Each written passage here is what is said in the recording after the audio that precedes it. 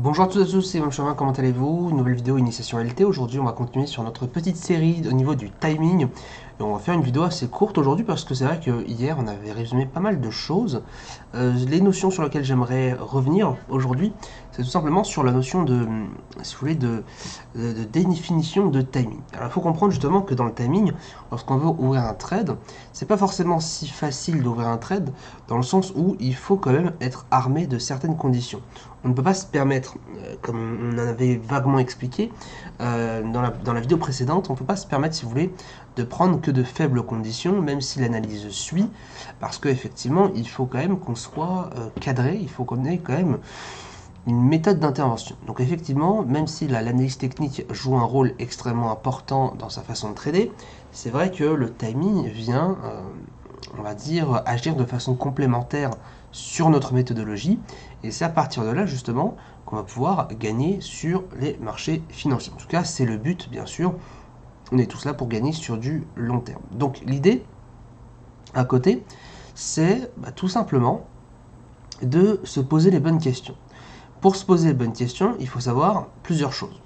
La première question, et on va le noter juste ici, question 1. Hop, la question 1, c'est quel est mon style de trading? Quel est mon style de trading? Est-ce que je suis plutôt scalper? Est-ce que je suis plutôt en intraday? Ou est-ce que je suis plutôt en swing? C'est les questions à se poser parce que, effectivement, lorsqu'on va trader de différentes manières, que ce soit en scalping ou en intraday, pour comparer deux styles de trading proches, mais qui sont quand même différents, si vous voulez, on ne va pas avoir la même méthode d'intervention. Et ça, c'est très important à comprendre parce qu'on ne peut pas se permettre de trader en scalping comme on trade en intraday. Il faut impérativement, si vous voulez, suivre une procédure spécifique à son style de trading. Donc la première question, c'est qu'est-ce que je fais comme trading? Qu'est-ce que je fais? Est-ce que je fais plus de l'intraday, du scalping, du swing, etc. Et à partir de là, on va se poser maintenant cette deuxième question. À partir du moment où on sait qu'on connaît son style de trading, quelle, question numéro 2, quel est mon style d'intervention? Quand on parle de style d'intervention, on va se poser la question suivante. Est-ce que je suis plutôt directionnel ou est-ce que je suis plutôt un trader, si vous voulez, qui va jouer la contre-tendance?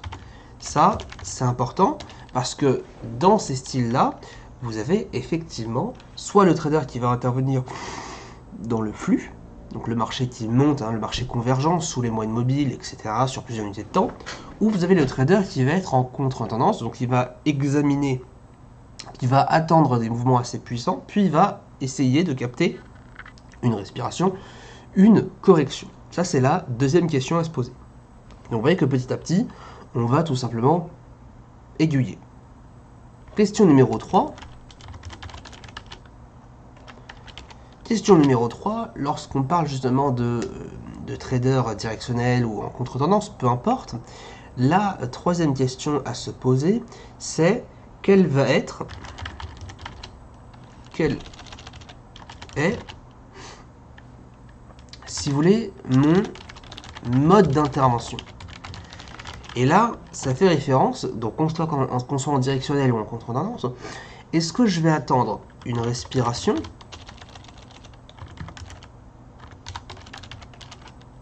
ou est-ce que par exemple je vais trader, je sais pas, est-ce que je vais trader, attendez, hop, je vais pas pouvoir écrire ça puisque effectivement il y a une limite, hop, juste ici. Donc est-ce que je vais trader en respiration ou est-ce qu'effectivement je vais trader dans le flux? C'est une question quand même assez importante à se poser.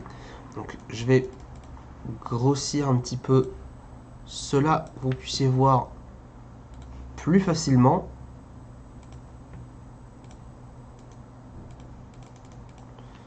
Un petit instant. Hop. C'est parfait.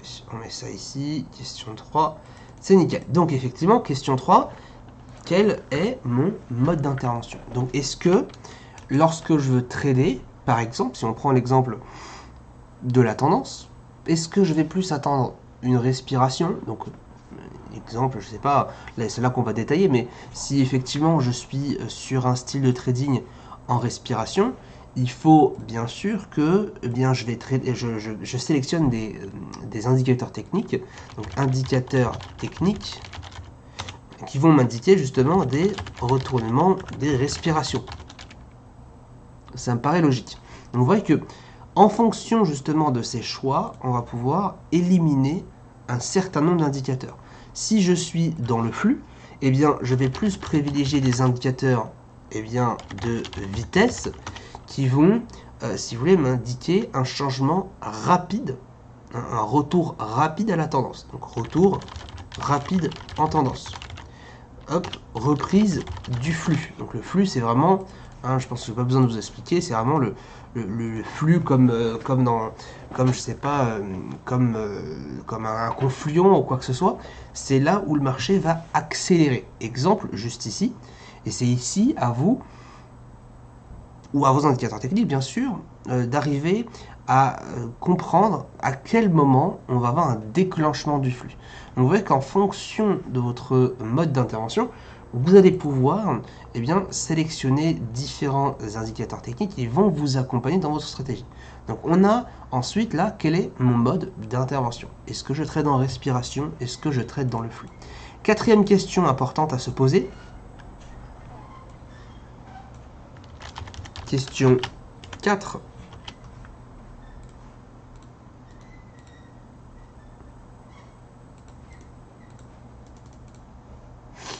Question 4, juste ici.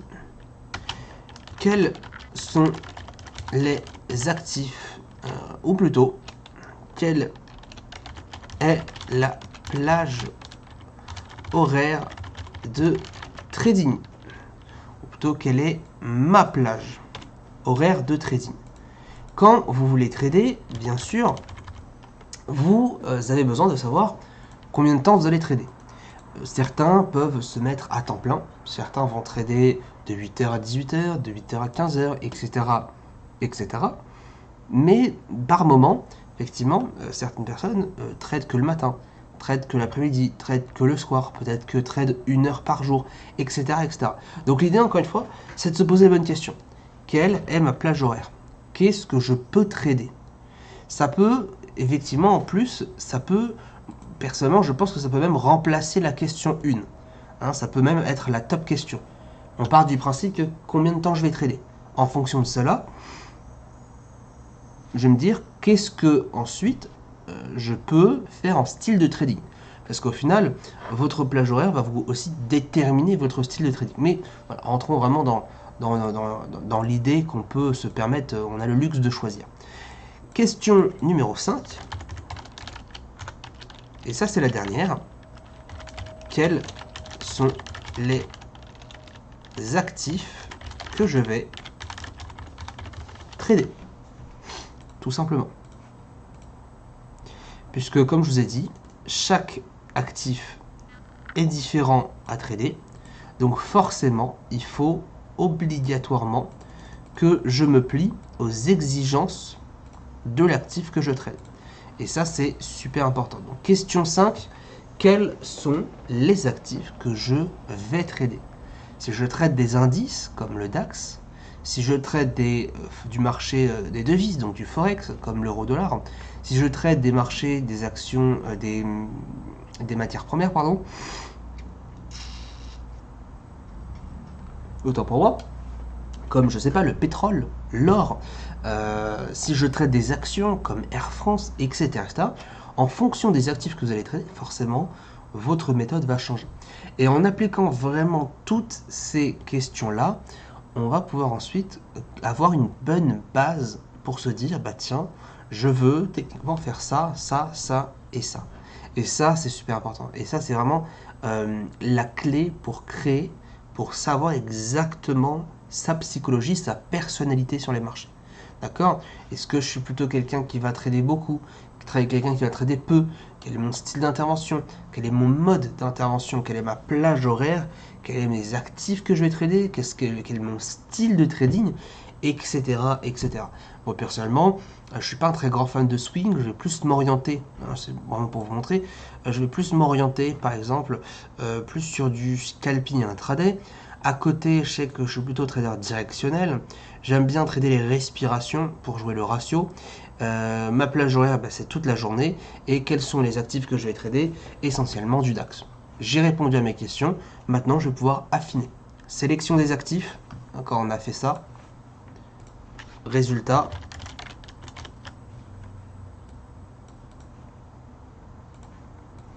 Résultat. En 1, qu'est-ce qu'on fait? Et bien ensuite, on va commencer à créer sa stratégie. Sélection des actifs. Sélection des UT d'intervention. Donc à partir de là, je vais me dire voilà, ok, je sais maintenant que je fais ça. Donc je vais chercher les actifs. Sélection, autant pour moi. Sélection pardon des indicateurs techniques. Autant pour moi. Je me suis embrouillé. Hop, indicateur technique. Donc je vais savoir quel indicateur technique je vais privilégier si je trade la respiration, le flux, la direction ou la contre-tendance. Je vais ensuite savoir exactement quelles sont les unités de temps que je vais privilégier. Voilà, je vais trader par exemple le H1, donc je vais analyser le H4 et le journalier. Exemple, j'ai mes 3 unités de temps, tout simplement. Et numéro 3, eh bien, sélection,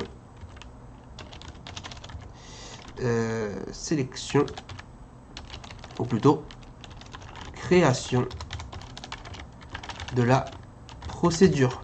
On appelle ça du coup la méthodologie. On appelle ça aussi la stratégie. Juste ici. Pourquoi? Parce que tout simplement, lorsque vous allez ensuite arriver à avoir vos indicateurs, vos unités de temps, vos actifs, il ne vous reste plus qu'à cuire tout ça. C'est comme une bonne recette. Une fois qu'on a tous les ingrédients disposés, on fait le mélange.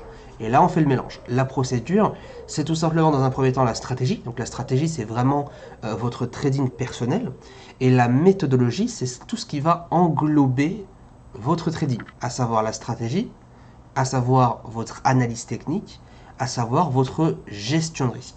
Ça englobe en gros 3 parties pour réussir sur le long terme. Donc voilà comment on peut arriver à se cadrer et arriver à comprendre qu'est-ce que l'on doit faire, qu'est-ce que l'on va faire pour créer sa méthodologie. Sélection des indicateurs techniques. Je sais que voilà, je suis trader directionnel, donc je vais plus avoir des indicateurs qui vont identifier la tendance, une moyenne mobile par exemple. Sélection des unités d'intervention, je trade en M5, donc je vais analyser le M15 et le H1, exemple. Et ensuite, création de la procédure. On avait commencé hier. Hier, on avait dit, voilà, condition numéro 1, le RSI qui passe au-dessus des 50. Condition numéro 2, le stochastique qui est suracheté. Condition numéro 3, le RSI qui repasse en dessous des 50 pour à la vente. Et je me mets à ouvrir une position. Tout simplement. Ensuite, on crée la procédure de la méthodologie. Et ça, justement, on va voir ça demain. Je vais vous faire une fiche, justement, pour vous expliquer comment on pourrait fonctionner. Comment on fait pour l'analyse technique? Sur quelle unité de temps on commence? Qu'est-ce qu'on cherche sur l'analyse? Ensuite, la stratégie. Quand je vais trader, mes limites. Ensuite, la gestion de risque. Combien de risques je vais prendre? Est-ce que je risque 10 euros, 50 euros, 100 euros par position? Combien je gagne? Est-ce que je gagne 2 fois plus, 3 fois plus, 1 fois plus, 1,5 fois plus, etc., etc. Tout doit être bien posé sur du papier. Tout doit être explicable et expliqué. Ça, c'est le plus important. Parce que si vous ne pouvez pas expliquer vous-même votre stratégie, c'est là où je trouve ça commence à bloquer. Parce que ça veut dire que vous n'êtes vous-même pas clair avec vos stratégies et vous pourrez vous embrouiller très facilement. Voilà un petit peu pour la vidéo du jour. N'hésitez pas à poser vos questions en bas dans les commentaires comme d'habitude. On se retrouve dès demain pour la vidéo de fin de semaine. Bonne journée à tous et à bientôt.